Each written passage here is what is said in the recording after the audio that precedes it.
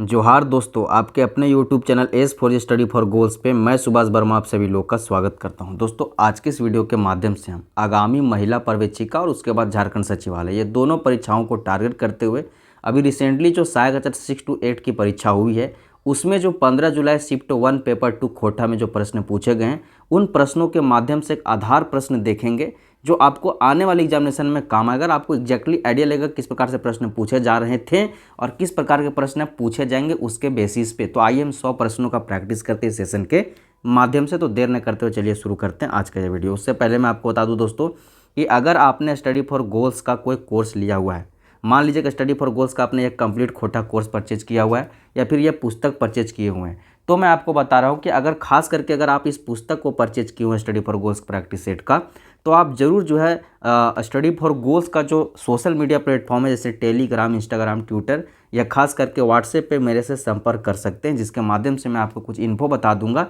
कि क्या कुछ पुस्तक के माध्यम से किस प्रकार से पढ़ना है, या पुस्तक आपने खरीदी हुई तो पुस्तक का क्या अपडेट है, और ऐप के माध्यम से आपने प्रैक्टिस सेट या कंप्लीट खोटा कोर्स खरीदी हुई तो उसमें क्या आपको लाभ है, इस पर आप मेरे साथ जो है डिस्कस कर सकते हैं। एक पब्लिक व्हाट्सएप ग्रुप में मैं आपको जोड़ दूंगा जहाँ पे आप सारे प्रश्न और सारे जो आपके सर शिकायत हैं या जो भी आपके डाउट्स है वहाँ पे क्लियर कर सकते हैं। आज का हमारा पहला प्रश्न क्या है दोस्तों? तो आज का हमारा पहला प्रश्न है कि खोरठे कई गो स्वर्ण बन के प्रयोग हुए हैं। आज के सेशन में हम उन छात्रों को भी लेकर चलेंगे जो सीबीएसई बोर्ड या हिंदी माध्यम से पढ़े हुए, जिन्हें खोटा की खास कोई जो है समझ नहीं है, उनको भी हम कवर करने का प्रयास करेंगे कि उन्हें खोटा समझ में आ जाए और मोटा मोटी एग्जामिनेशन में जो है अच्छे प्रश्न सही करने की प्रयास में सक्षम हो सके। तो खोटा कई गो स्वर्ण बन के प्रयोग हुए हैं, तो खोटा में यहाँ पे पूछा रहा है कि कितने स्वर्ण वर्ण का प्रयोग किया जाता है। ऑप्शन आपको 4 दिए गए हैं। इसका सही ऑप्शन क्या होगा? Option number B 8। चूँकि अब आपको यह बता दिया गया कि खोटा में 8 स्वर्ण वर्ण का प्रयोग किया जाता है, लेकिन अभी जो महिला पर्यवेक्षिका एग्जाम कल होने वाला है, ये झारखंड सचिवालय की 21 22 को होने वाला है, ठीक है। तो उसमें आपको क्या, चूँकि आज मैं कल इसलिए बोल रहा हूँ क्योंकि आज विश्वकर्मा पूजा है, ठीक है। कल आपका जो 18 तारीख को महिला पर्यवेक्षिका परीक्षा होने वाली है, जहाँ तक मुझे खबर मिली है। तो कल आपको क्या पूछा जा सकता है, या 21 या 22 को झारखंड सचिवालय में क्या पूछा जा सकता है? यहाँ पे स्वर्ण वर्ण जो है 6 to 8 में पूछ लिया, तो आपको हो सकता है व्यंजन वर्ण के बारे में पूछे खोटा का। तो कुछ बेसिक जानकारियाँ जो व्यंजन वर्ग की आपको जानना जरूरी है, क्योंकि व्यंजन वर्ग जो है कोटा का वह बहुत विवादित है। तो इसको आप जो है ना डिटेल में समझ लीजिए। सबसे पहले जो मूल व्यंजन है, मूल व्यंजन जो माने गए हैं कोटा में, वह आपको माने गए हैं दोस्तों 29, ठीक है।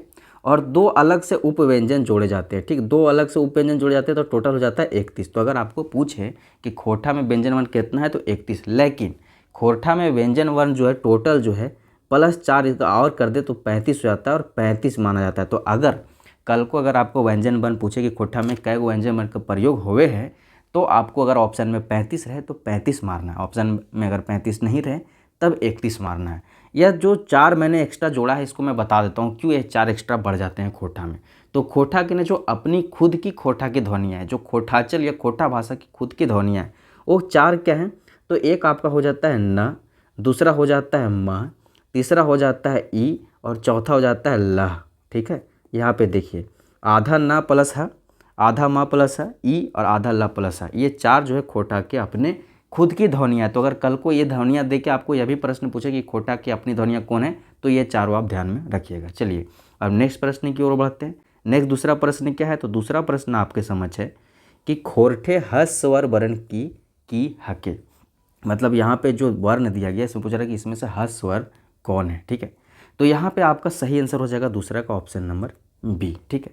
अ ई उ जो है खोटा में हस्व वर्ण है, लेकिन कल को अगर आपको इससे संबंधित जैसे अभी हस्व स्वर पूछा, कल को दीर्घ स्वर पूछेगा तो उससे संबंधित चीज़ें हम जान लेंगे। सबसे पहले तो आप यहाँ देख लिए कि अ ई उ जो है हस्व स्वर है, लेकिन दीर्घ स्वर कौन कौन है? तो दीर्घ स्वर आप जो है ध्यान में रखें। दीर्घ स्वर में आपका आ जाएगा आ जाएगा, ई आ जाएगा, ऊ आ जाएगा, ए आ जाएगा और ओ आ जाएगा। ये सभी दीर्घ स्वर में आ जाएंगे खोटा के। लेकिन इन दोनों के पर एक और चीज़ जो आपको ध्यान में रखना है वह ऐसे उन शब्दों को, मतलब उन स्वरों को याद रखना है जो एज ए हस्व स्वर, मतलब कि हस्व स्वर के तौर पे भी और दीर्घ स्वर के भी तौर में, दोनों के तौर पे यूज होते हैं। तो ऐसे कौन है? ए और ओ, ये जो दोनों आप देख रहे हैं ये हस्व स्वर और दीर्घ स्वर दोनों के रूप में प्रयोग होता है। तो ये दोनों को जो है VBI करके ध्यान में रखेंगे, ठीक है। नेक्स्ट हम बढ़ते हैं तीसरे प्रश्न की ओर। तीसरा प्रश्न क्या है कि एकर में द्रववाचक संज्ञा है, मतलब इनमें से कौन जो है द्रववाचक संज्ञा है, ठीक है। लोहा, चीनी होना चाहिए, चीनी, पानी, यही सब है। तो इसका सही उत्तर क्या हो जाएगा? ऑप्शन नंबर डी, ई सब है। द्रववाचक संज्ञा की आप डिफिनेशन जानते हैं कि जब किसी संज्ञा शब्द से किसी द्रव या पदार्थ या धातु का बोध हो तो उसे द्रववाचक संज्ञा कहते हैं। ठीक है, तो ये आपका धातु हो गया, ये सब सारे पदार्थ हो गया, द्रव हो गया। ठीक है, तो ये सारी चीज़ें जो है इजीली आपको जो है फाइंड आउट करना बहुत आसान था। नेक्स्ट चौथा प्रश्न है कि प्रश्नवाचक सर्वनाम है। ठीक है, यहाँ पे पूछ रहा है कि इनमें से कौन जो है वह प्रश्नवाचक सर्वनाम है।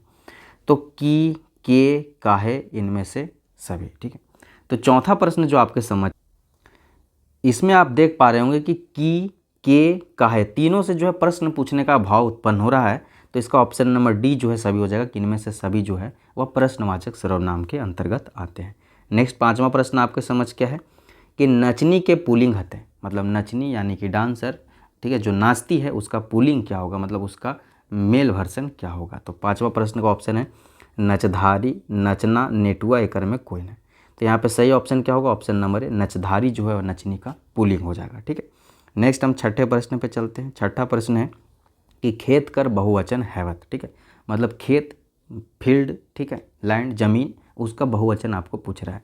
ठीक है, खेतवेन, खेतायन, खेतवैन, ये खेतैन। ठीक है, तो छठा प्रश्न का सही उत्तर क्या हो जाएगा, ऑप्शन नंबर है खेतवैन। खेत का बहुवचन क्या हो जाएगा, खेतवैन। यहाँ पे वैन प्रत्यय जोड़ के जो इसका बहुवचन बनाया गया है। ठीक है, नेक्स्ट सातवां प्रश्न है कि हरियर, हरियर बोने शोभे में हरियर कौन विशेषण है। ठीक है, हरियर बोने शोभे मतलब कि जब बोन मीन्स जंगल, हरियर मीन्स हरा। ठीक है, शोभे मीन्स शोभना, ठीक है, आकर्षित दिखना, अच्छा दिखना। ठीक है, तो यहाँ पे पूछ रहा है कि हरियर बोने जो शोभे, इसमें हरियर किस प्रकार का विशेषण है, संख्यावाचक, मात्रावाचक, गुणवाचक या संकेतवाचक।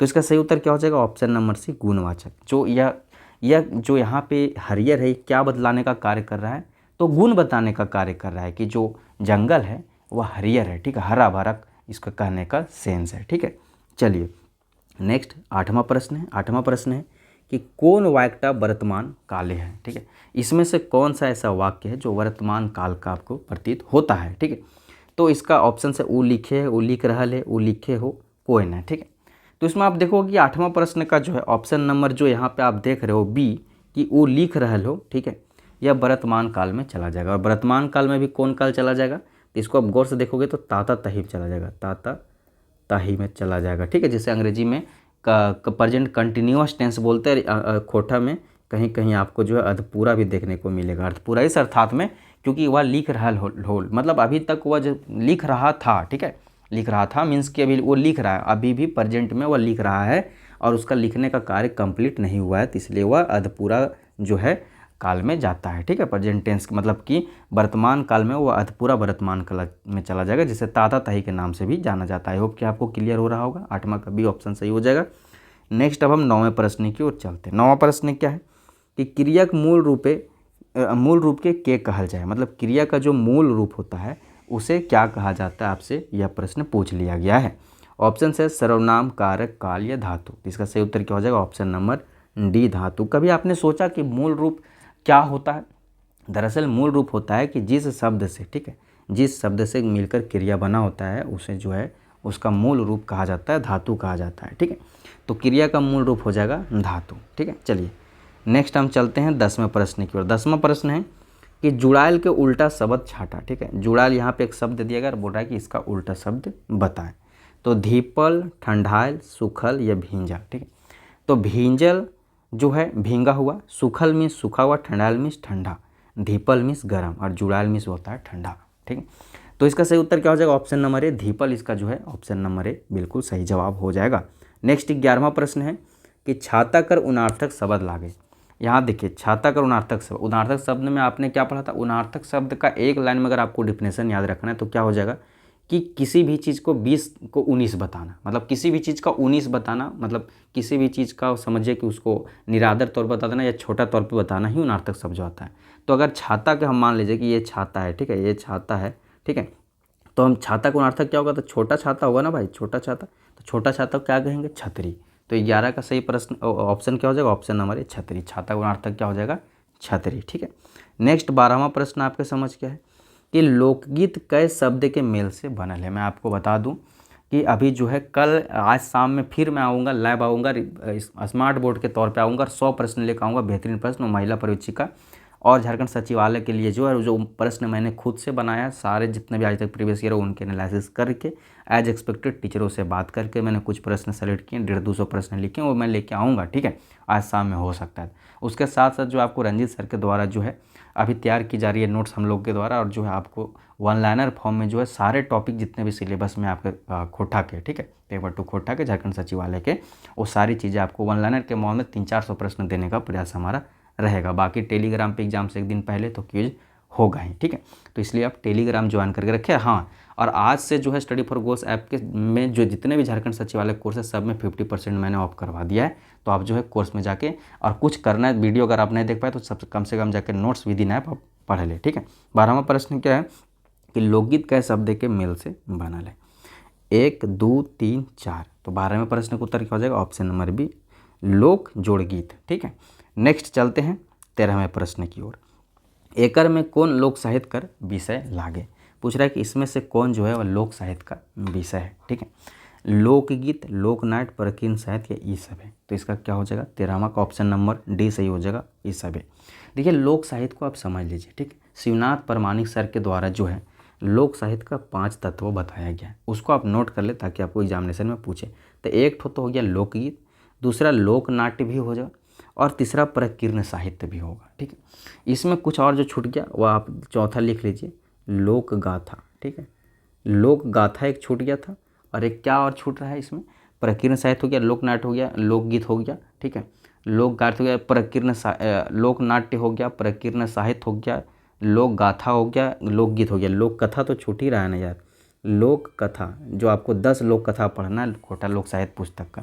तो यह 5 जो है आपका लोक साहित्य के अंतर्गत आते हैं शिवनाथ परमाणिक सर के अकॉर्डिंग, तो इसको आप अपने ध्यान में रखिएगा। नेक्स्ट 14वां प्रश्न क्या होता है? 14वां प्रश्न है कि विवाह पहर कौन गीत गावल जाए? डमकच, झुमटा, दुइयो या झूमर?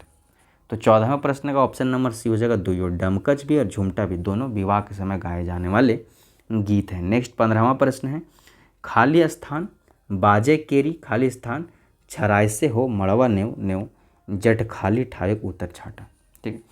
मतलब कि आपको जो है यहाँ पे विवाह गीत दे दिया है एगो, और वहाँ पूछ रहा है कि इसमें खाली स्थान में क्या जाएगा। देखिए थोड़ा सा टफ क्वेश्चन है, तो यहाँ पे जो है यहाँ पे भराएगा करील, ठीक है, यहाँ पे करील भराएगा और यहाँ पे भराएगा मड़वा, ठीक है। अब देखिए इसको हम ऑप्शन नंबर यहाँ पे देख सकते हैं बी में है करील और मड़वा। तो करील बासे केरी मड़वा छराय से हो मड़वा नेऊ नेऊ जाए खाली, ठीक है। मतलब ये खोटा गीत है, मतलब खोटा में जो विवाह गीत है, जो खासतौर पे आपको जो विवाह के दौरान सुनने को मिलता है।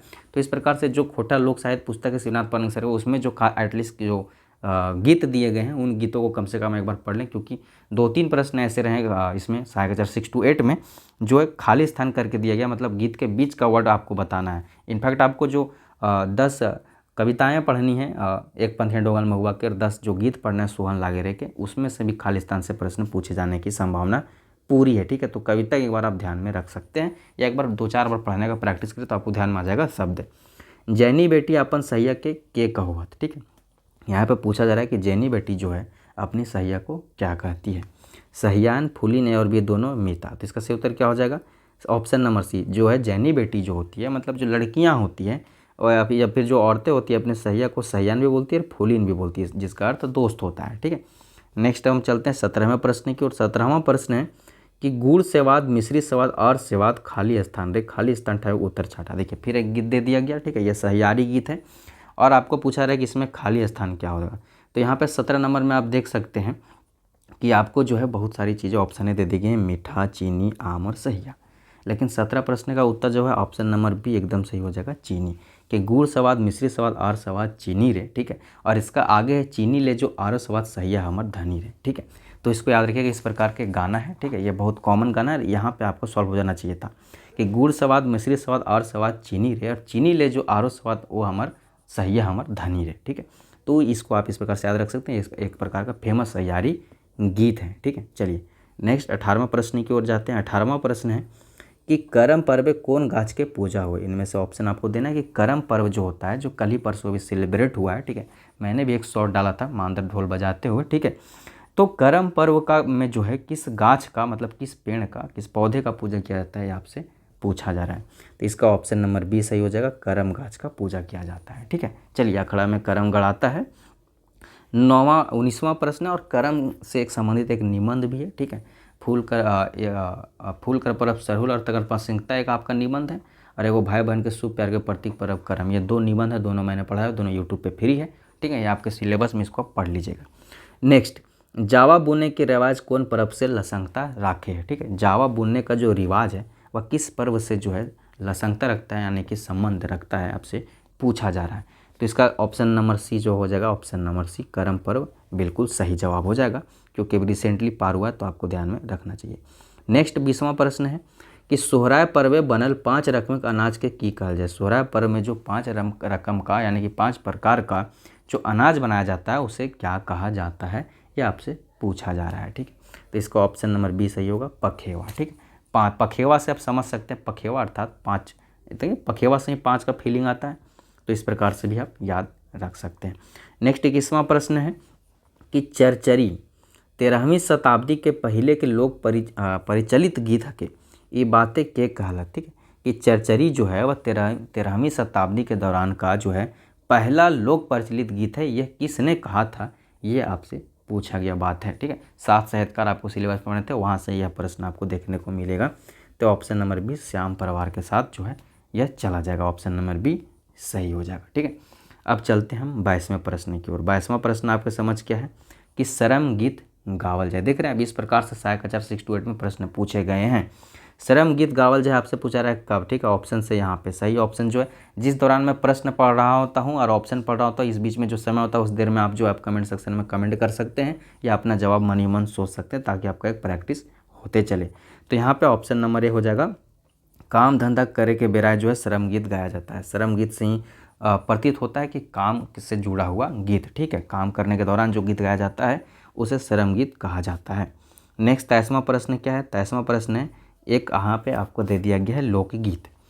कामी जुग अहले भारी चंदनपुरा उरु धुरु मारा पारी काम शुरू आय गेल डिंडल गाड़ी भैलो देख घर बारी कुली रेजा गेला कते चढ़ीवानी जग अहले भारी चला जीवे कोयला के बसरिया रे कोयला घाटी करवे मजदूरिया रे बरागर दामोदर के धरिया रे कोयला काठी करवे मजदूरिया रे। ये कैसन गीत लागे, देख रहे पूरा गीत ही में काम करने की बात कहा गया है। तो ये ऑब्वियसली जो ऑप्शन नंबर 20 श्रम गीत में चला जाएगा, क्योंकि इस बहुत सारे गीत जो आप नहीं भी पढ़ें, याद नहीं रहा आपको, तो जो है IQ बेसिस पे आप फाइंड कर सकते हैं कि किस पर्व से जुड़ा हो सकता है। ठीक है, यहाँ पे काम धंधा का बात किया गया तो श्रम गीत में यह चला जाएगा, ऑप्शन नंबर 20 सही। 24वां प्रश्न आपके समझ क्या है कि एगो माँ अपन गिदरे के खिलावे बेरा कौन गीत गाओगे। ठीक है, एक माँ होती है जो अपने बच्चे को खिला रही होती है। ठीक है, तो उस वक्त किस प्रकार का गीत गाया जाता है, बहुत ही आसान प्रश्न था, बाल गीत। ठीक है, बच्चों के लिए जो गीत गाए जाएंगे या बच्चों से संबंधित जो गीत होंगी वह बाल गीत के अंतर्गत आएंगे, इस बात को आपको ध्यान में रखना है। नेक्स्ट 25वां प्रश्न है कि निरनिया हो गया या मोटा ताल मोही ताल हो गया, रसधारी हो गया, डहरुआ हो गया, ये सब सारे जो किस ऋतु के गीत हैं ये आपसे पूछा गया है। ठीक है, तो ये सारे जो ऑप्शन नंबर सी बसंत ऋतु के गीत हो जाएंगे। इसमें एक ही गीत पहचानने के लिए आपके लिए काफ़ी था, निरनिया गीत, जो बहुत फेमस है। ठीक है, जिसको आपने सुना होगा कि गर्मी के दिनों में गाया जाने वाला गीत को निरनिया गीत कहते हैं, तो उसके बेसिस पे भी ऑप्शन नंबर सी इसको आप समझ सकते थे। नेक्स्ट 26वां प्रश्न आपके समझ क्या है कि ऋतु गीते सबले बेसी कौन गीत भेटा है। ठीक है, मतलब ऋतु गीत जो होता है उसमें सबसे ज़्यादा किस प्रकार के गीत आपको देखने को मिलता है, यह पूछा जा रहा है। तो आप देखोगे कि जितने भी ऋतु से संबंधित हमारे गीत हैं, ठीक है, हमारे झारखंडी मिट्टी में, यहाँ पे आप देखो कि सबसे ज़्यादा बारिश के दिनों के में बारिश से संबंधित गीत आपको देखने को मिले, खास करके भदरिया गीत आपको देखने को खूब मिलता है। ठीक है, तो वर्षा ऋतु का गीत जो है ऋतु गीतों में सबसे ज़्यादा देखने को मिलता है, इसको आपको ध्यान में रखना है। नेक्स्ट 27वां प्रश्न है कि डेढ़ बीता के बीतन राय सावा हाथे के दाढ़ी नाचे लागल बीतन राय हिले लागल दाढ़ी, ये कैसन गीत लागे। ठीक है, तो यह जो है एक प्रकार से 27वां प्रश्न का आपके समझ आ चुका है, यह एक सामान्य गीत में चला जाएगा। ठीक है, क्योंकि बिहा गीत यह होगा नहीं, बिहा का कहीं कोई चर्चा नहीं, सहियारी गीत होगा नहीं क्योंकि दोस्ती यारी का भी कोई चर्चा नहीं, और छठियारी गीत भी नहीं होगा क्योंकि यहाँ बच्चे के जन्म से संबंधित भी कोई रीति रिवाज की चर्चा नहीं है। एक बहुत सामान्य गीत है, बुझावल टाइप का गीत है कि डेढ़ बीता के बीतन रहे सावा हाथे के दाढ़ी नाचे लगल बीतन रहे हिले लगल दाढ़ी। ठीक, तो ये सामान्य गीत में चला जाएगा। ठीक है, नेक्स्ट हम आते हैं 28वें प्रश्न की ओर। 28वां प्रश्न है कि जे अर्थे कुरान पुराण ओहे हरते अर्ज। देखिए मतलब इस ये जो है आपका 28वां प्रश्न आप देखोगे तो यह जो है श्रीनिवास पांडे सर का जो है कविता से लिया गया है कि जे अर्थे कुरान ओहे अर्थे, मतलब कुरान इसमें मेन आपको बताएगा कि कुरान पुराण, ठीक है, मतलब जितने भी धर्म ग्रंथ हैं, ठीक है, उस सारे धर्म ग्रंथों का अगर हम मूल देखोगे तो सभी में एक ही प्रकार के उपदेश दिए गए हैं। और चाहे वह पादरी हो, चाहे पंडित हो, चाहे कोई और धर्म का कोई धर्म गुरु हो, सभी का जो मूल होता है सभी घुमा फिमा के एक ही बात करते हैं और सभी एक ही प्रकार की बातें करते हैं और सबका जो है लक्ष्य यही है कि दुनिया में सौहार्द बना रहे, ठीक है, शांति बना। और ये श्रीनिवास पांडे सब ने हमनी सब एक नामक कविता जो एक पंथी डोगल महुआ में प्रकाशित है उसमें इन बातों को अच्छे से समझाया है। तो यहाँ पे हम देखेंगे कि इसका जो 28वां प्रश्न है दोस्तों, इसका ऑप्शन नंबर डी मुझे सही लग रहा है, क्योंकि धर्म ग्रंथों के मूल अर्थ में समानता की बात की गई है, धर्म ग्रंथों के मूल भावना में से समानता की बात की गई है और मानववादी विचार में समानता की बात की गई है। तो मतलब सभी धर्म ग्रंथों का जो मूल अर्थ है उसमें समानता देखने को मिलता है, सबकी घुमा फिमा, चाहे बाइबल हो, कुरान हो, चाहे हमारे रामचरित्र मानस हो या फिर हमारा जितना भी अपना हो वेद हो यानी ऑल जो भी है, ठीक है, तो कृष्ण भगवान के उपदेश हो, सब में चीज़ें वही है घुमा फिमा के। और मूल भावना सब में समानता को दर्शाया गया और मानवतावादी विचारों मतलब मनुष्य की सेवा करे इस बात पे भी जोर दिए गए हैं। यह श्रीनिवास पांडे सर का मत है। तो इसमें ऑप्शन नंबर डी के साथ हम चलेंगे, कविता के अनुसार चलेंगे, क्योंकि हमारे सिलेबस में जो कविता है उसके हिसाब से हम चलेंगे, ठीक है। आपको पता है कि जो 10 आपको कविताएं पढ़नी है एक पंथी डोगल महुआ में, उसमें पहली कविता ही हमनी सब एक है जो श्रीनिवास पांडे सर की है और मात्र एक कविता है सिलेबस में श्रीनिवास पांडे सर की, बाकी साहित्य परिचय में तो और अन्य आपको पढ़नी है ही है, ठीक है। बाकी गीत में जब हम जाएंगे तो उसके बारे में डिस्कस करेंगे। नेक्स्ट 29वां प्रश्न है कि छुआ जुआन आवा पढ़वा किसान आवा घर के घरनी आवा हिंदू मुसलमान आवा, ये टोना कौन कविता के लागे। देखिए अब क्या है, अभी मैंने बोला कि 10 कविताएं आपको पढ़नी है। हमनी सब एक अब आगू करब अपन देश, जय जवान जय किसान, आय जय खोटा तबे हम कवि न मवक भनीता रूसल भोला मेडर मानुष देशक जुआन ढेसा ढेसी छोड़, ये सब सारे मैंने बहुत बार ये रटवाए हैं एकदम लाइन से 10, मतलब एक साइड बायां साइड मैंने सारी कविता लिखे, दाहिना साइड सबके लेखक लिखे। और ये मैंने कहा हुआ है कि अगर कल को पूछ दे कि ये कविता किस पुस्तक में, तो आप ध्यान रखिएगा कि अगर कविता के बारे में पूछा है तो हो सकता है कि मतलब पूरी प्रोबेबिलिटी कि एक पंथी डोगल में हुआ कहीं हो, क्योंकि आपको 10 जो कविताएं पढ़नी है शिष्ट कविताएं वो 10 एक पंथी डोगल में हुआ में, 10 जो आपको गीत पढ़ना है वो मतलब शिष्ट गीत वो 10 आपको सोहन लागेरे नामक पुस्तक में है। और एक और चीज़ आपको ध्यान रखना है कि सोहन लागेरे गीत भी है शांति भारत सर का, ठीक है। तो ये सब चीज़ आपको ध्यान में रखना है। तो यहाँ पे देखिए एक आपका एक टोना दे दिया गया, पंक्ति कुछ दे दिया गया, कविता से पूछा रहा है कि किस कविता से कविता, इसलिए आपको क्या ध्यान में रखना है कि कविताएं भी बढ़िया से पढ़ के रखना है। तो यहाँ पे जो 29वां प्रश्न का उत्तर हो जाएगा ऑप्शन नंबर बी हो जाएगा, आगू करब आपन देश का यह जो है टोना पंक्ति लग रहा है, ठीक है।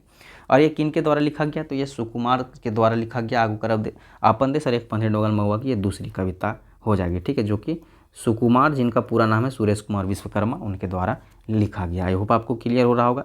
नेक्स्ट तीसरा प्रश्न है कि 30वां प्रश्न है कि जय जवान जय किसान कविता का लसंगता न है, ठीक है। अब आपको पूछा रहा है कि जय जवान जय किसान जो कविता है, ठीक है, इसका संबंध इनमें से किससे नहीं है, महेश गोलवार से, संतोष कुमार महतो से, एक पंथी डोगल महुआ से, या ये कविता एक के झा से रचल है, ठीक। तो अब यहाँ पे देखोगे दोस्तों कि तीसरा नंबर प्रश्न का ऑप्शन नंबर डी जो है यह सही हो जाएगा, क्योंकि ये एक के झा सर से इसका कोई संबंध नहीं है।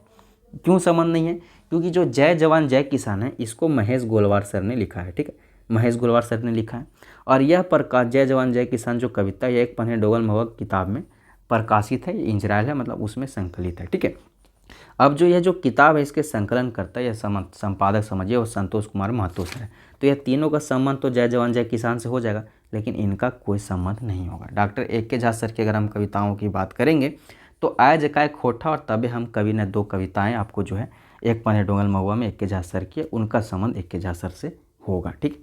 नेक्स्ट हम 31वें प्रश्न पर चलेंगे। 31वां प्रश्न क्या है कि जय जवान जय किसान कविता के कवि महेश गोलवार जी किसान और जवान के काहे जय जयकार कर रहा हत, ठीक है, कि जय जवान जय किसान में जो कविता है उसमें जो महेश गोलवार जी हैं वह किसान और जवान का जो जय जयकार क्यों कर रहे हैं यह आपसे पूछा जा रहा है, ठीक है। तो 31वां प्रश्न का आपका सही उत्तर क्या हो जाएगा, यह ऑप्शन नंबर ए है कि देश के हित जवान और किसान का महत्तम योगदान है, क्योंकि देश के हित में जो है किसान और जवान का बहुत बड़ा महान योगदान है, ठीक है। किसान हमें अन्न देता है और जवान जो है बॉर्डर पर हमारे लिए मर कट रहा है, ताकि जो बाहरी लोग हैं जो हराम का खाने वाले लोग हैं वो हमारे देश में आके हमारे सोनी जैसे भारत को लूट के ले न जाए, या फिर हम जो मेहनत से उपजाएं, किसान जो मेहनत से उपजाए उसे कोई लूट न ले, इसके लिए उसकी सुरक्षा के लिए जवान जरूरी है। तो किसान और जवान किसी देश के लिए बहुत जरूरी होती है। इसलिए देश में सबसे ज़्यादा अगर किसी को सम्मान देना चाहिए तो है किसान, वो है जवान, वो है शिक्षक, उसके बाद किसी चीज़ को दे सकते हैं आप, ठीक है। तो ऑप्शन नंबर ए चला जाएगा इसका सही उत्तर। नेक्स्ट हम चलते हैं 32वें प्रश्न की ओर। 32वां प्रश्न है कि जे होवे के बिहीन तो बुनायल है जोदियो ठोरपे में, ढारकी न का हियाँ केकर बुनाए के बात करल गेल है, ठीक है।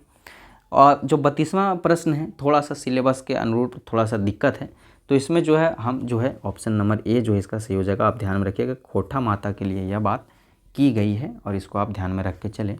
नेक्स्ट हम चलते हैं 33वें प्रश्न की ओर। 33वां प्रश्न है खाली स्थान के साथ शुरू हो रहा है कि गीत नए पढ़े के रांची थित नए, खाली ठहमे उत्तर छाटा, ठीक है। देखिए 33वां प्रश्न जो आपके समझ है, इस ऑप्शन को अगर आप पढ़िएगा तो आपको समझ में आएगा। हालांकि मैंने सारे 100 प्रश्न पहले पढ़ा है आपको पढ़ाने से पहले, ठीक है। तो 33वां प्रश्न में ऑप्शन नंबर बी जो है इसका सही जाएगा, ठीक। आकाशवाणी गीत नए पढ़े रांची थित नए, ठीक है। ऐसे भी आप देखोगे, इसको गौर से पढ़ो, आकाशवाणी गीत नए पढ़े रांची थित नए, समझे। तो इसका मतलब कहीं ना कहीं अगर आप आईक्यू बेसिस पे जोड़े, ठीक है, आपको समझ में ना आए कि किस गीत से उठाया गया, किस कविता से उठाया गया, कहाँ से उठाया गया, तो आप ऐसे जोड़ो भाई। ऐसे यहाँ ऑप्शन से भी देखो कि आकाशवाणी केंद्र कहाँ है, रांची, हालांकि हजारीबाग में, लेकिन रांची से जो अधिकतर प्रकाशित हुए खोटा की चीज़, तो इस बात से आपको ध्यान रखना है। नेक्स्ट हम चलते हैं 34वां प्रश्न में। किसी भी प्रकार से संबंध जोड़ के हमें पढ़ना होगा। तबे हमें कवि ने कविता लसंगता न, अभी मैंने बताया था कि तबे हम कवि न जो है यह कविता है और जो ए के झा सर के द्वारा लिखित शिष्ट कविता है, ठीक है।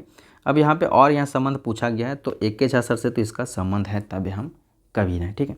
एक पंथी डोगल महुआ में प्रकाशित है, तो इससे भी संबंध है। संतोष कुमार महतो सर जो एक पंथी डोगल महुआ का संकलन करता है, तो इससे भी संबंधित। श्रीनिवास पांडे सर से इसका कोई संबंध नहीं है। अभी अभी मैंने बताया था कि श्रीनिवास पांडे सर का जो हमनी सब एक नामक कविता है, वहाँ पर आपको ध्यान में रख के चलना है। नेक्स्ट 35वां प्रश्न आपके समझ क्या है कि महुआ भनिता माने का हुआ, मतलब महुआ के भनिता का अर्थ क्या होगा। महुआ के कलाली, महुआ गुणगान, महुआ का अवगुण, ये सब है।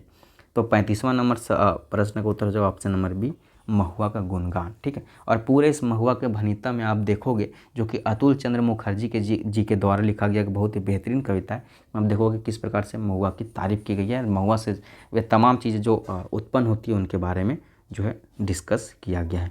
नेक्स्ट 36वां प्रश्न आपके समझ है कि भारत माए के कमर कर करघनी ककरा कहल हाथ, विंध्याचल पर्वतमाला के, हिमालय पर्वतमाला के, छोटा नागपुर पहाड़ के, उत्तरी कोयल और दक्षिणी कोयल नदी के।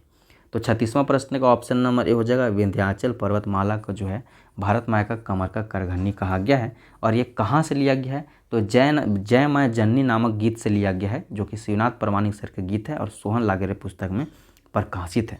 और जब आपने पढ़ा होगा, सिलेबस देखा होगा, तो सबसे अंतिम में जय माँ जननी गीत का जो है दिया गया था, मतलब सम्मिलित था, मेंशन था, जो कि अगेन मैं कहूँगा शिवनाथ प्रामाणिक सर की गीत है और जो है सोहन लागेरे पुस्तक में संकलित है, ठीक है। चलिए नेक्स्ट 37वां प्रश्न आप देख सकते हैं कि 37वां प्रश्न जो है कि देव देवी कहे लागल थीन, तोहें कैसन सती, संभरवे न पारले आपन पति, समय कहे न देहलक भागे गेला, से खातिर उछलथुन तोहर भोला। ये पंगत कौन कविता का लागे, ये बहुत आसान था आप लोगों के लिए पकड़ना।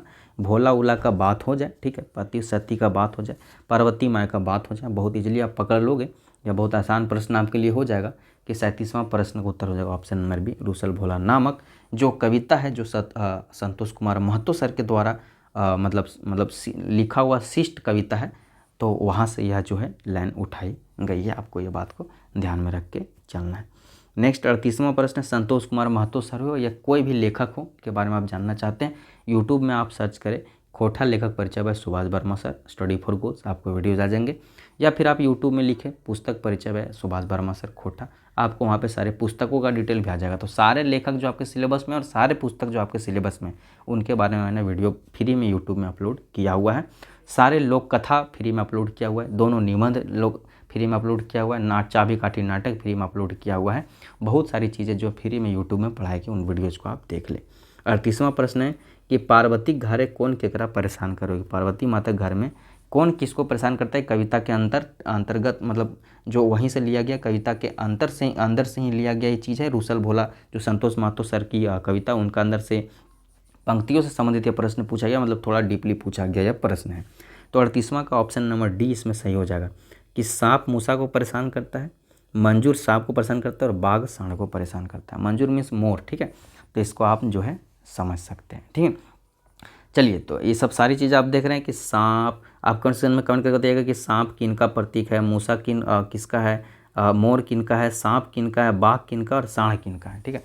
क्योंकि यह जो पूरा परिवार है शिव, पार्वती, कार्तिक और गणेश भगवान जी का, इन पूरे परिवारों से संबंधित ये सारे जानवर जो है संबंधित हैं, संबंध रखते हैं, ठीक है। नेक्स्ट हम 39वें प्रश्न पे आते हैं। 39वां प्रश्न है कि महेश्वर और पार्वती टैक्सी गाड़ी से मुरपा गांव कौन पहर पहुंचला, ठीक है। महेश्वर और पार्वती जो थे वह टैक्सी गाड़ी से मुरपा गांव किस समय किस पहर पहुँचे, ये आपसे पूछा गया प्रश्न है।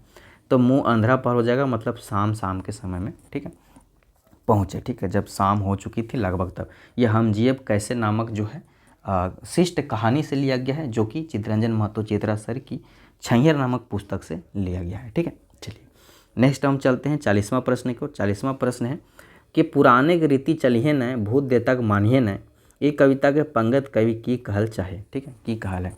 कवि बोल रहे हैं कि पुराने रीति चलिए न, पुराने रीति रिवाजों को के मतलब रूढ़िवादिता पे नहीं चलने की बात कर रहे हैं और भूत देवता को मानने की बात नहीं कर रहे हैं, अपडेशन की बात करते हैं। और आप देखोगे, आप अगर कीनली ऑब्जर्व करो तो दुनिया में जितने भी आज धर्म एग्जिस्ट कर रहे हैं उनमें सबसे ज़्यादा बर्बाद धर्म वही है जिसमें सबसे ज़्यादा कम अपडेट किए गए, और सबसे ज़्यादा जो है आबाद धर्म वही है जिसमें सबसे ज़्यादा अपडेट किए गए।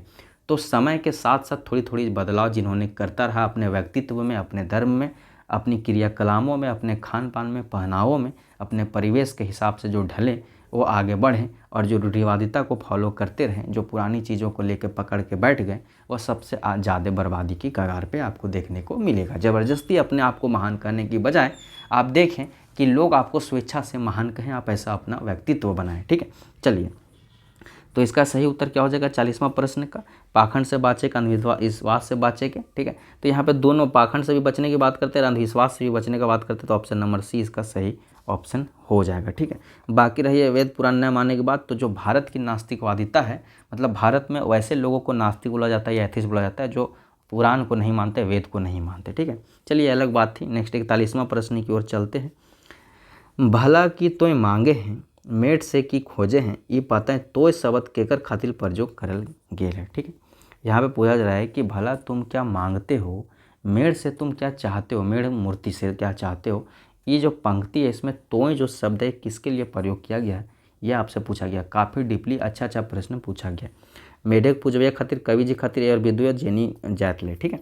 तो थोड़ा सा कन्फ्यूजिंग है कि मतलब ऑप्शन बड़ा अच्छा सेट किया गया ताकि स्टूडेंट जो कन्फ्यूज होकर गलत जवाब दे, लेकिन यहाँ पे ऑप्शन नंबर ए ज़्यादा प्रोमिनेंट हो जाता है कि मेढक पूजैया मतलब जो मूर्ति पूजा करने वाले लोग हैं उनको यह पूछा जा रहा है कि भाई तुम मूर्ति से क्या चाहते हो, मूर्ति से क्या मांगते हो, ठीक। अपने स्वयं पे काम करो, ठीक है। मानवतावादी विचारधारा को काफ़ी प्रमोट करने का काम किए शिवनाथ परमाणिक सर, जिनमें वह बतलाते हैं कि इंसान का काम है तो ज़्यादा बेहतरीन है, ठीक है।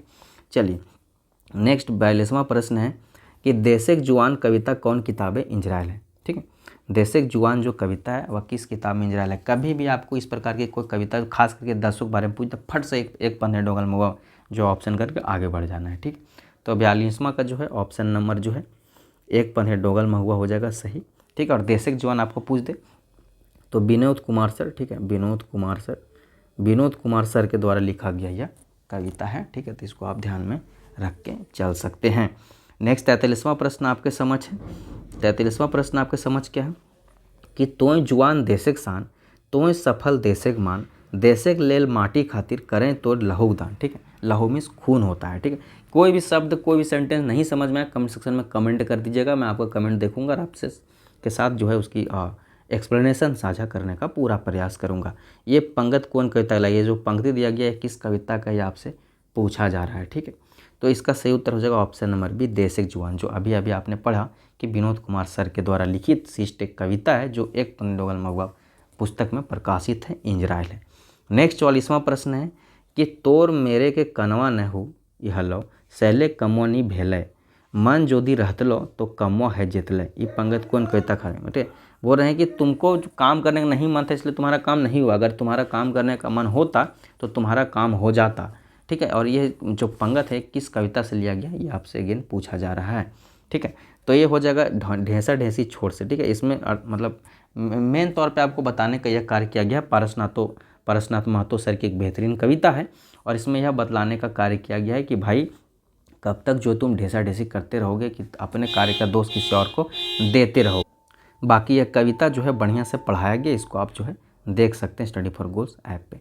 नेक्स्ट 45वां प्रश्न है, ठीक है। थोड़ा आप ध्यान दीजिएगा कि मेरे आसपास जो है, तो चूँकि आज विश्वकर्मा पूजा है तो गाड़ियाँ वाड़ियाँ धोवाने का कार्यक्रम हो रहा है, पूजा पाठ चल रहा है, तो कभी हॉर्न वॉर्न का आवाज़ है तो थोड़ा सा उसको इग्नोर कर देना है, ठीक है। चूँकि मैं पूजा पाठ करके खा पी लिया हूँ, ठीक, उसके बाद आपके लिए वीडियो रिकॉर्ड कर रहा हूँ। चूँकि लाइन का इशू है, 3-4 दिनों से लाइन कटा हुआ है, इसलिए टैब से पढ़ाना आपको पड़ रहा है। लेकिन आज शाम तक मैं अन्य 100 प्रश्नों के साथ जो मैंने स्वयं से बनाया, जो प्रीवियस ईयर नहीं है, ठीक है, उनको लेके मैं लाइव आपको दिखूंगा।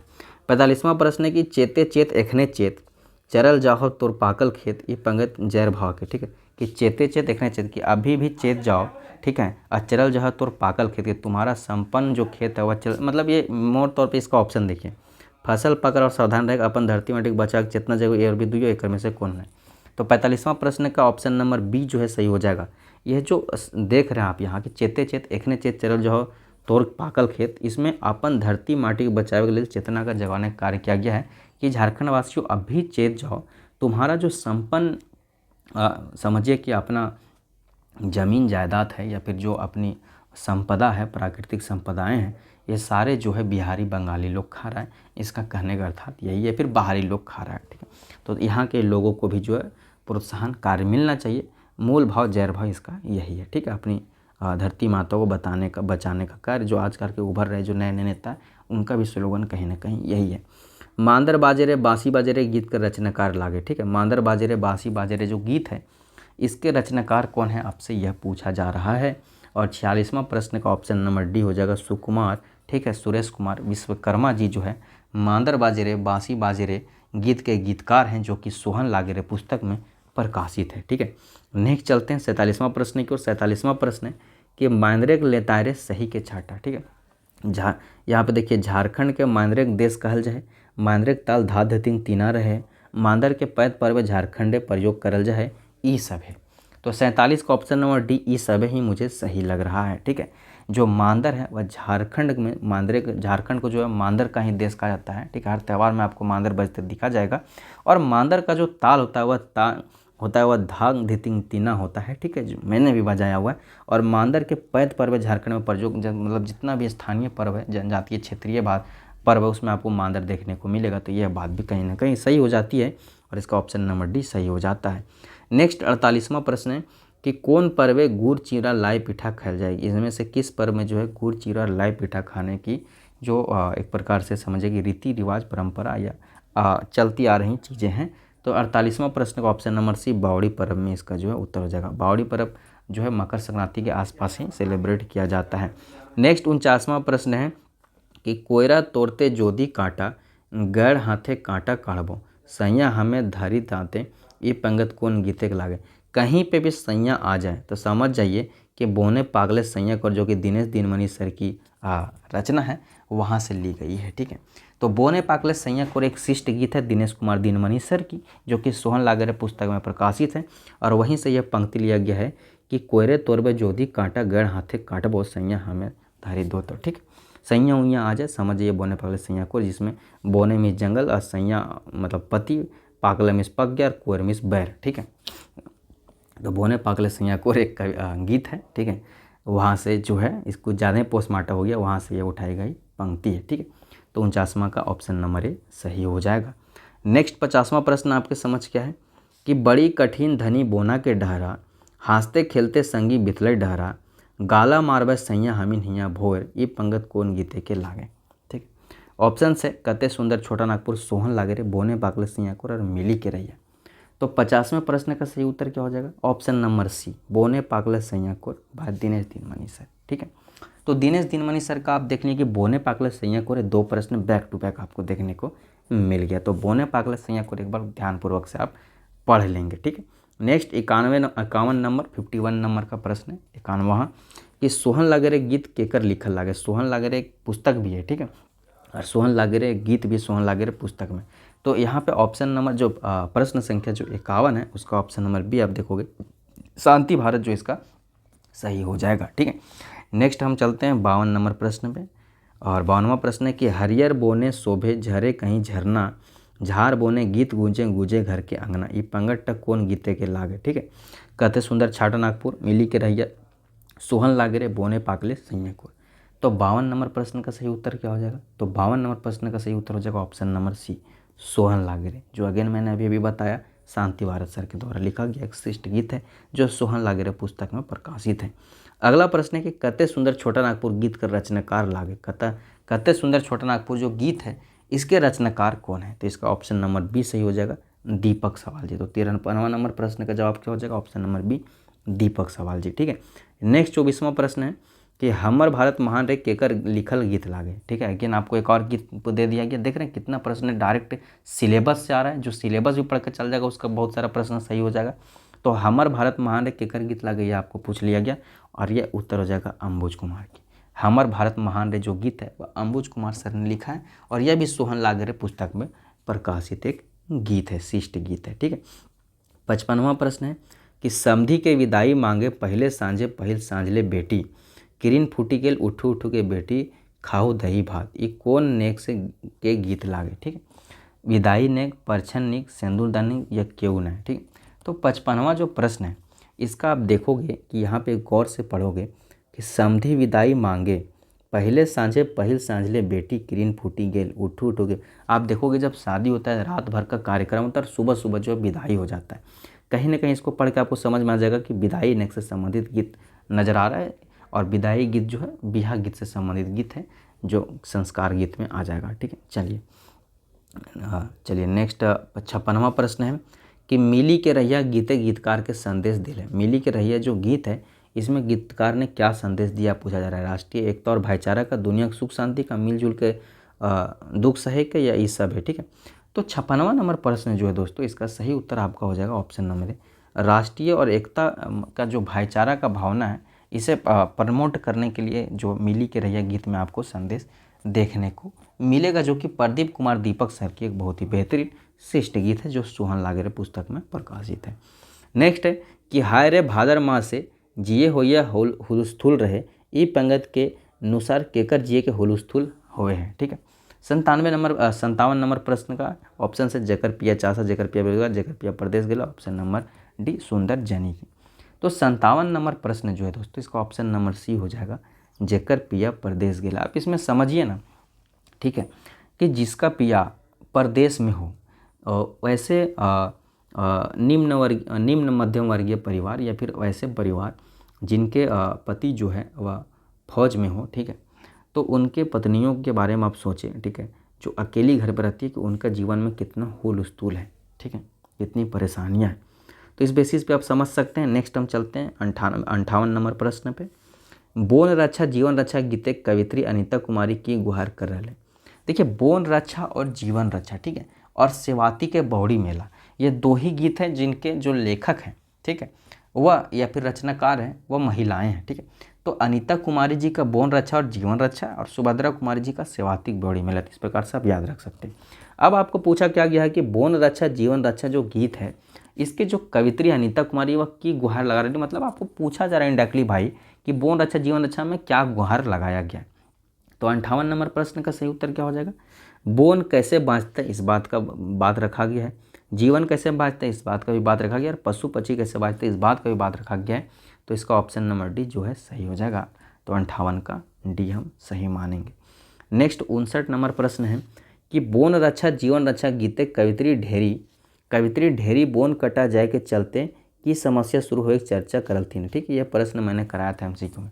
अब बहुत सारे इसमें कराए गए प्रश्न हैं। ठीक है, बोल रहे हैं, पूछ रहा है कि बोन रक्षा जीवन रक्षा जो गीत है इसमें कवित्री जो है यह जो है मतलब जब जंगल कटा जाएगा, जंगल कट जाएंगे, वनोन्मूलन हो जाएगा, तो उसके बाद किस प्रकार की समस्याएं उत्पन्न होंगी, इस पर किस प्रकार की समस्याओं पे चर्चा उनके द्वारा किया गया यह पूछा गया है।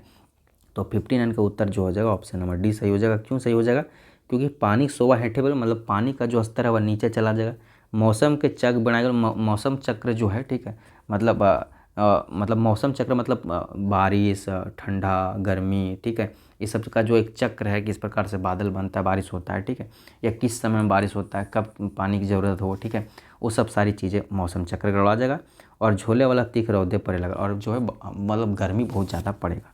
चलिए नेक्स्ट 60वां प्रश्न है कि 7 भाई एक बहन कैसन रचना लागे। 7 भाई एक बहन कैसन रचना, लोकगीत, लोक कथा, लोक गाथा या लोक नाटक।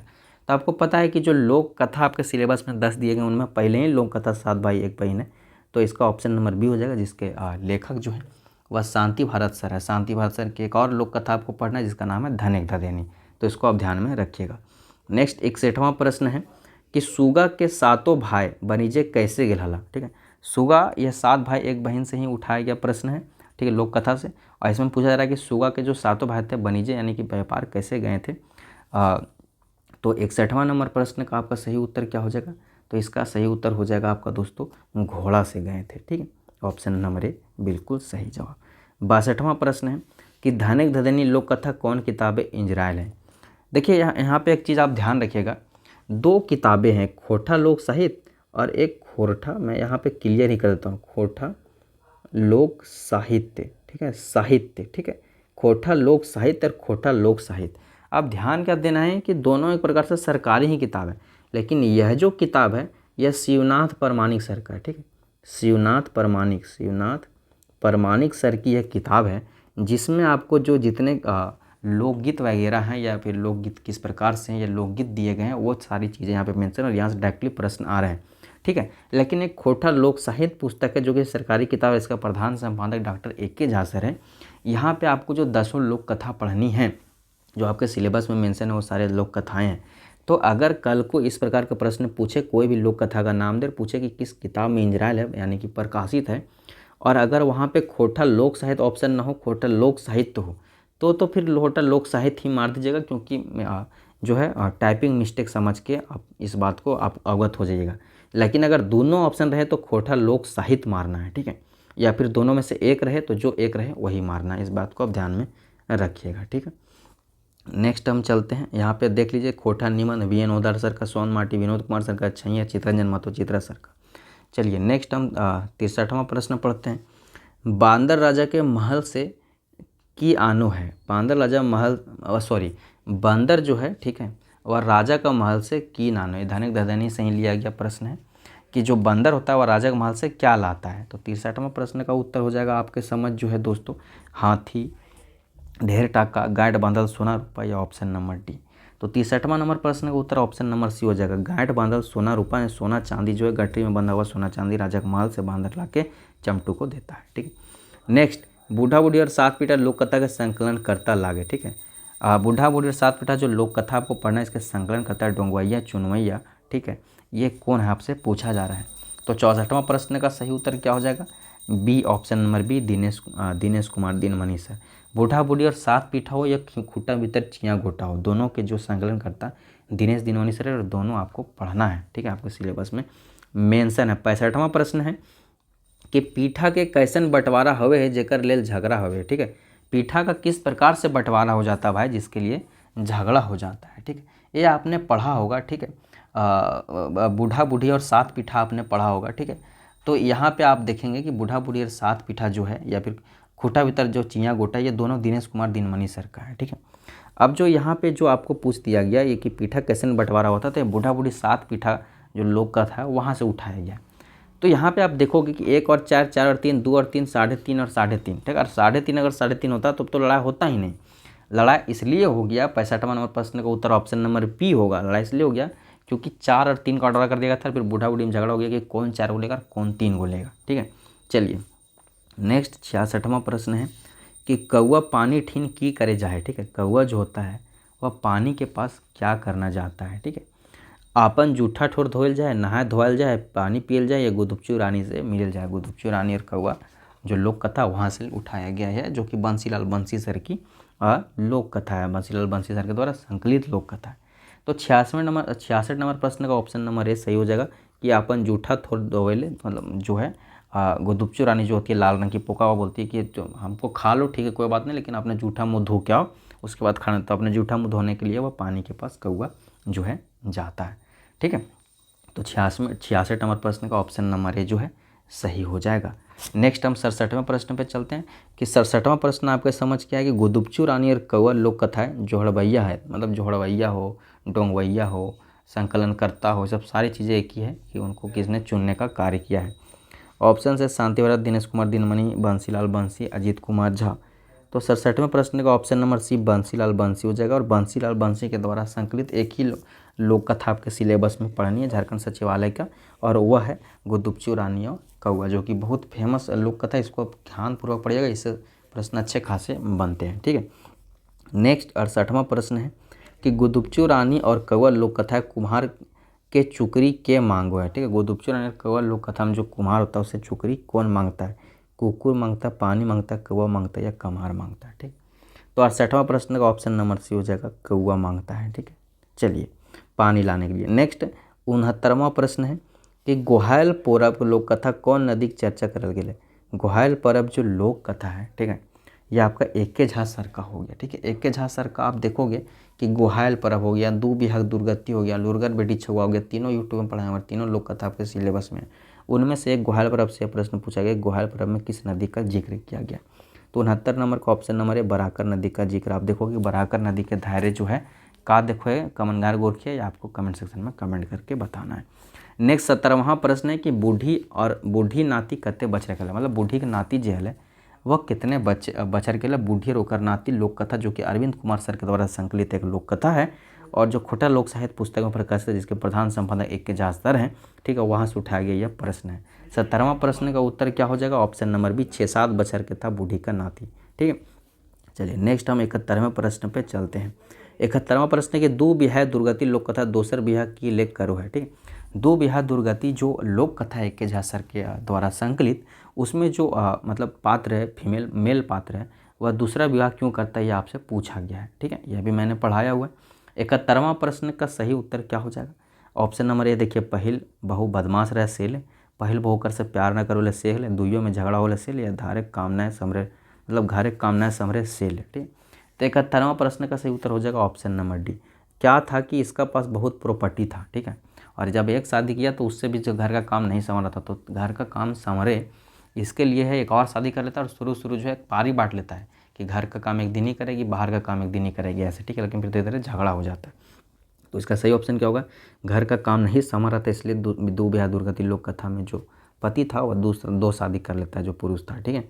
नेक्स्ट छागर गोरखिया और केतकी फूल में कौन राजा का नाम आयल है? ठीक है। छागर गोरखिया और केतकी फूल जो लोक कथा है, जो कि सावित्री देवी जो चितरंजन महतो चित्रा सर की पत्नी थी, उनके द्वारा संकलित लोक कथा है, उससे पूछा गया प्रश्न है कि छागर गोरखिया और केतकी फूल है, इसमें जो राजा का नाम आया था उस राजा का नाम क्या था?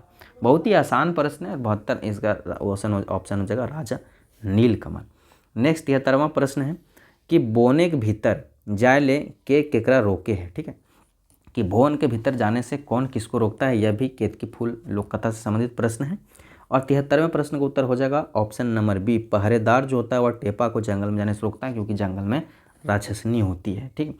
नेक्स्ट 74वां प्रश्न है कि लुरगर बेटी छुआ के नाम की रहे। ठीक है। यह लुरगर बेटी छुआ लोक कथा से पूछा गया प्रश्न है, जो कि एके झा सर के द्वारा संकलित लोक कथा है, जो कि खोटा लोक साहित्य पुस्तक में प्रकाशित है। लुरगर बेटी छुआ जो लोक कथा है, इसमें जो लुरगर बेटी होती है उसका नाम आपसे पूछा जा रहा है, यानी कि मुख्य पात्र का नाम पूछा जा रहा है। और जब भी मैंने कोई लोक कथा या कहानी पढ़ाया तो मुख्य पात्र जरूर बताया है, पात्र जरूर बताया है।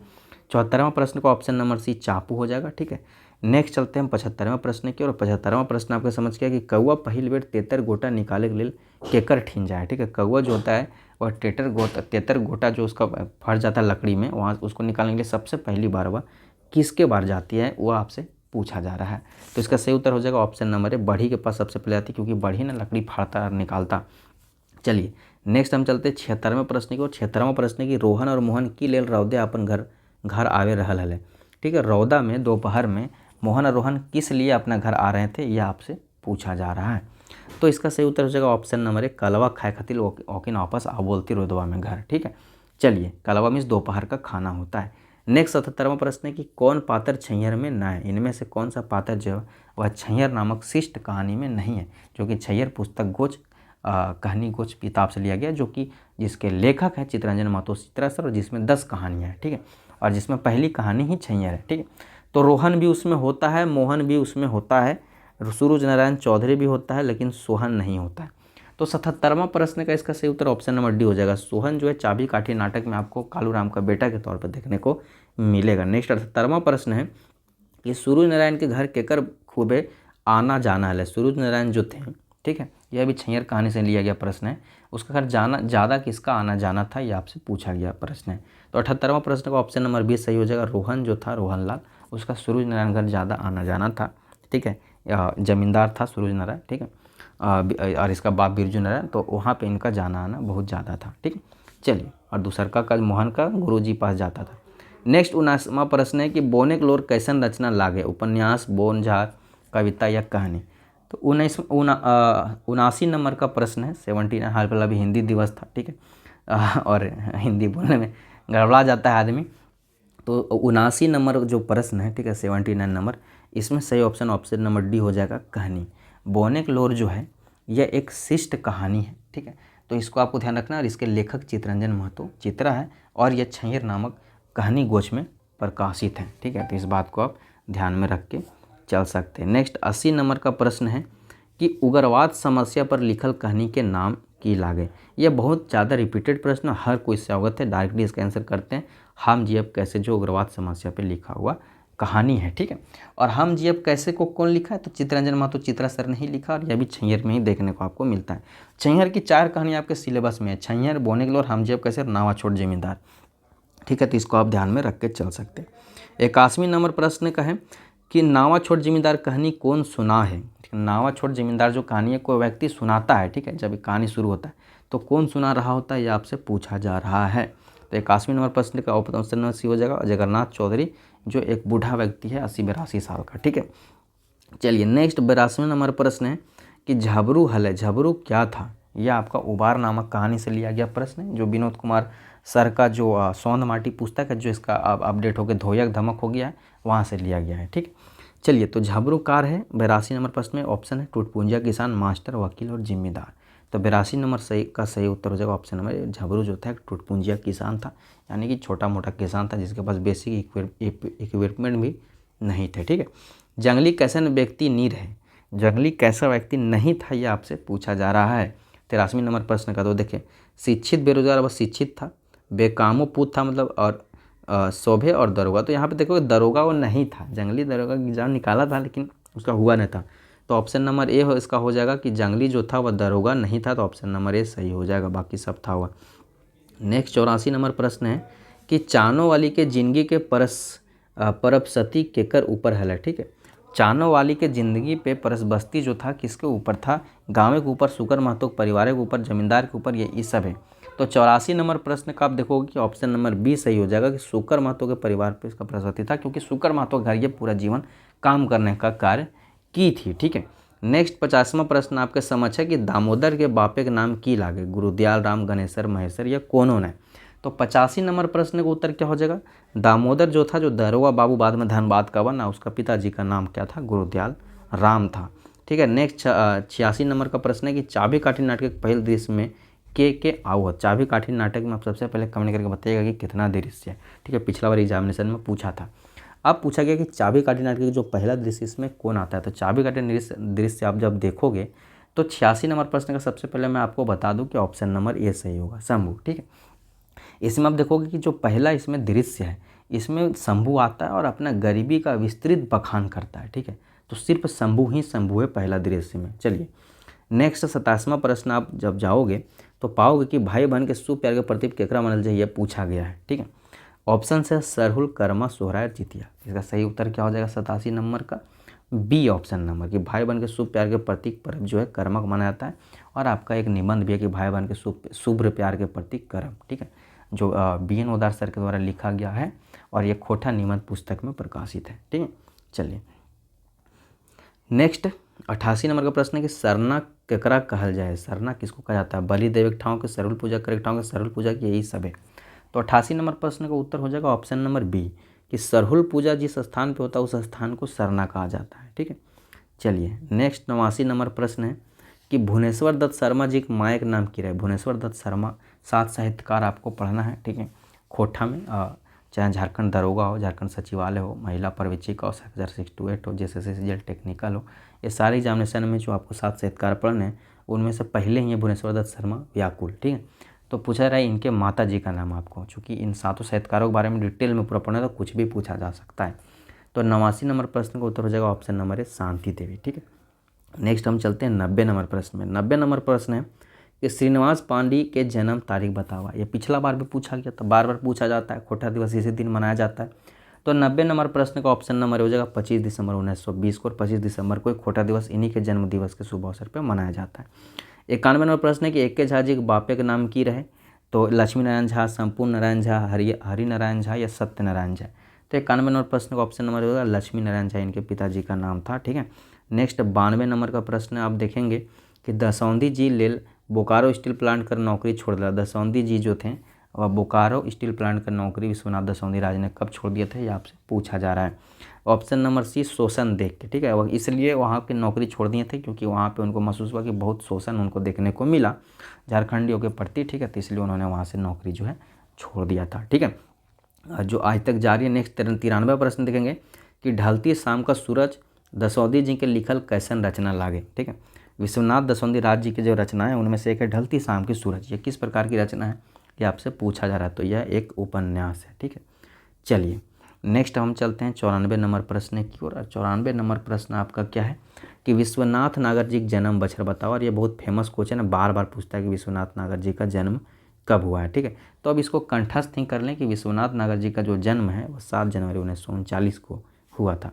नेक्स्ट 95 नंबर का प्रश्न है कि सुलग सय खंड का कौन पात्र पर आधारित है। ठीक है, वह ज्योतिपुंज जो अपना समाज या किसी व्यक्ति विशेष घर परिवार का जो है विकास या मतलब वहाँ पे समझे कि पुंज की तरह विकसित हो, प्रस्फुटित हो, उसे सुलग सय के तौर पे जाना जाता है। और ऐसे कौन थे, तो ऐसे महाभारत के पात्र कर्ण थे। ठीक है, कुंती पुत्र कर्ण या सूत पुत्र कर्ण। ठीक है, चलिए तो 95 नंबर प्रश्न का ऑप्शन नंबर डी सही हो जाएगा। नेक्स्ट अब हम चलते हैं 96 नंबर प्रश्न पे। 96 नंबर प्रश्न है कि शिवनाथ परमाणिक जी के उपन्यास की रहे, इनमें से उपन्यास के नाम दिया गया, पूछा गया इनमें से कौन सा उपन्यास जो है उपनाम पूछा गया कि इनमें से कौन, ये बार बार हर एग्जाम में पूछा जाता है शिवनाथ परमाणिक का उपनाम, और ऑप्शन नंबर बी इसका मानिक सही हो जाएगा, शिवनाथ परमाणिक मानिक। लेकिन आप एक चीज़ ध्यान रखिएगा कि शिवनाथ परमाणिक सर का जन्म और मृत्यु याद कर लीजिएगा, हो सकता है कि मृत्यु आपको पूछ दिया जाए झारखंड सचिवालय में। नेक्स्ट 97 नंबर प्रश्न है कि परमाणिक जी के रचल मैच गंधा कैसन रचना लागे। तो यहाँ पे 97 नंबर प्रश्न का सही उत्तर हो जाएगा ऑप्शन नंबर बी, मैच गंधा जो है वह महाकाव्य है। ठीक है, नेक्स्ट 98 नंबर प्रश्न है कि श्याम सुंदर महतो जी को उपनाम की रहे। तो श्याम सुंदर महतो जी का उपनाम जो है श्याम ही है दोस्तों। ठीक है, नेक्स्ट हम चलते हैं 99 नंबर प्रश्न पे। और 99 नंबर प्रश्न क्या है कि श्याम जी के जन्म ठाव बताओ। श्याम सुंदर महतो श्याम जी का जन्म पूछ रहा है, जन्म स्थान पूछ रहा है, तो इसका सही उत्तर क्या हो जाएगा, तो इसका सही उत्तर हो जाएगा खेसमी गोमो धनबाद। ठीक है, चलिए नेक्स्ट अब 100वां प्रश्न देखते हैं। 100वां प्रश्न क्या है कि करील बासे केरी मड़वा छराय सेहो मड़वा नेव नेव जयपुर देले पंगत में करील बासे की माने के हवे। ठीक है, यहाँ पे पूछ रहा है कि जो इस गीत में आपको जो करील बांस मतलब पार्टिकुलर देखने को मिल रहा है, इसका अर्थ क्या होता है। ठीक है, तो इसका अर्थ होता है कांचा बाँस दोस्तों। ठीक है, खींचा बाँस हरा बाँस जो है गाड़ा जाता है मड़वा में। ठीक है, आपने देखा होगा शादी के दौरान, तो वही यहाँ पे इसका उत्तर निकल के आता है। ठीक है, आपका आज का क्वेश्चन ऑफ द डे क्या रहेगा, आज का प्रश्न। ठीक है, आज का एक प्रश्न मैं देके जाता हूँ जो आपको कमेंट सेक्शन में कमेंट करना है कि शिवनाथ परमाणिक सर का मृत्यु कब हुआ, यह आपको कमेंट सेक्शन में कमेंट करके बतानी है। आज का आपका क्वेश्चन ऑफ द डे रहेगा। बात बाकी मैं आपको बता दूं कि वीडियो में यहाँ तक बने रहने के लिए बहुत बहुत धन्यवाद। और अगर आपको वीडियो पसंद आए तो वीडियो को लाइक करके शेयर कर दीजिएगा, और चैनल पर नए तो चैनल को सब्सक्राइब करके बेल आइकन दबा दीजिएगा।